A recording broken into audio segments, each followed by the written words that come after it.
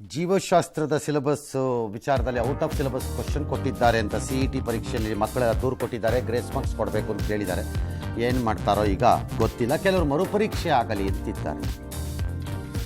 ಪಕ್ಷ ಹೇಳಿದರೆ ಕುಮಾರಸ್ವಾಮಿ ಪರ ಖಂಡಿತ ಪ್ರಚಾರ ಮಾಡ್ತೀನಿ, ನಾನಾಗೆಲ್ಲೂ ಹೋಗಲ್ಲ ಅಂತ ಸುಮಲತಾ ಹೇಳಿದ್ದಾರೆ. ದರ್ಶನ್ ನಾನು ಕಳಿಸಿದ್ದೀನಿ ಅನ್ನೋದು ಊಹಾಪೋಹ ಅಂತ ಅಂದ್ಕೊಂಡು. ಧಾರವಾಡದಲ್ಲಿ 18 ಕೋಟಿ ಜಪ್ತಿ ಪ್ರಕರಣ ಸಂಬಂಧ ಉದ್ಯಮಿ ಯುಮಿ ಶೆಟ್ಟಿ ಅಳಿಯನಿಗೆ IT ಇಲಾಖೆ ಶಾಕ್ ಕೊಟ್ಟು ಅವರು ಅಳಿಯ ಡಾಕ್ಟರ್ ಪುನೀತ್ ಮನೆ ಮೇಲೆ ದಾಳಿ ಮಾಡಿದರು. ನರೇಂದ್ರ ಮೋದಿಯವರು ದಾಮೋಹಲ್ಲಿ ಇವತ್ತು ಪ್ರಚಾರ ಮಾಡಿದಂತೆ, ಆಗಲ್ಲ ಅವ್ರ ತಾಯಿ ಫೋಟೋನ ಯಾರೋ ತಂದಿದ್ರಂತೆ, ಅದನ್ನು ನೋಡಿ ಭಾವುಕರಾದರಂತೆ.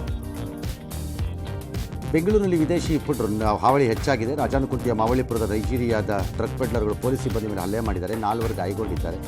ಈ ಬೆನ್ನಲ್ಲೇ ಕಾರ್ಯಾಚರಣೆ ಮಾಡಿದ ಪೊಲೀಸರು 8 ಮಂದಿಯನ್ನು ಬಂಧಿಸಿದ್ದಾರೆ. ಇವರನ್ನೂ ನಿಮ್ಗೆ ಹ್ಯಾಂಡಲ್ ಮಾಡೋಕ್ಕಾಗಲಿಲ್ಲ ಅಂದರೆ ಇನ್ನು ಪೊಲೀಸ್ ಇಲಾಖೆ ಯಾಕೆ ಇರಬೇಕು? ಅವ್ರ ದೇಶದಲ್ಲಿ ಅಯೋಗ್ಯರುಗಳು ನಡೀತಿರೋ ಗಲಾಟೆಗೆ ಅಲ್ಲಿ ಬದುಕಕ್ಕೆ ಯೋಗ್ಯತೆ ಇಲ್ಲ. ಇಲ್ಲಿ ಬಂದು ಈ ಪೊಗರು ಬೇರೆ. ಎಲ್ಲರನ್ನೂ ಬಿಟ್ಬಿಟ್ರಪ್ಪ, ಯಾರೇನು ಬೇಕಾದ್ರೂ ಮಾಡ್ಕೊಂಡು ಹೋಗಿ.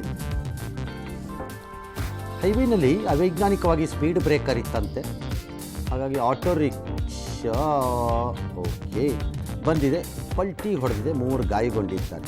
ಬಾಯ್, ಅದು ಬರೀ ರೋಡ್ ಬ್ರೇಕರಿಂದಲೇ ಆಗಿದ್ದಲ್ಲ.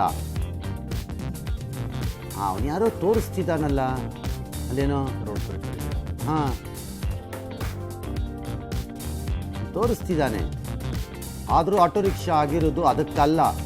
ಓವರ್ ಸ್ಪೀಡಲ್ಲಿ ಬಂದು ಬ್ರೇಕ್ ಹಾಕಿದ್ದಾನೆ. ಸ್ಪೀಡಲ್ಲಿ ಬಾಯಿಗೆ ಬಂದಂಗೆ ಬಂದು ಮುಂದೆ 6 ಜನ, ಹಿಂದೆ 8 ಜನ, ಮೇಲ್ಗಡೆ 16 ಜನ, ಕೆಳಗಡೆ ಜಾಗ ಇದ್ದರೆ ಇನ್ನೂ 3 ಜನ ಕೂರಿಸ್ಕೊತಿದ್ದ.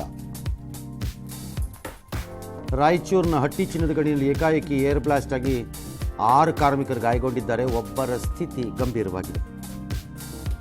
ಭಾರತೀಯ ನೌಕಾಪಡೆಯ ಮುಖ್ಯಸ್ಥರಾಗಿ ವೈಸ್ ಅಡ್ಮಿರಲ್ ದಿನೇಶ್ ತ್ರಿಪಾಠಿ ಅವರನ್ನು ನೇಮಿಸಲಾಗಿದೆ. ಏಪ್ರಿಲ್ 30ಕ್ಕೆ ಅಧಿಕಾರ ಸ್ವೀಕಾರ ಮಾಡ್ತಾರೆ. ಮಿಲಿಟರಿ ಹೆಲಿಕಾಪ್ಟರ್ ಪತನಗೊಂಡು ಕೀನ್ಯಾದ ಆರ್ಮಿ ಮುಖ್ಯಸ್ಥರು ಸೇರಿದಂತೆ 10 ಮಂದಿ ಸಾವನ್ನಪ್ಪಿದ್ದಾರೆ.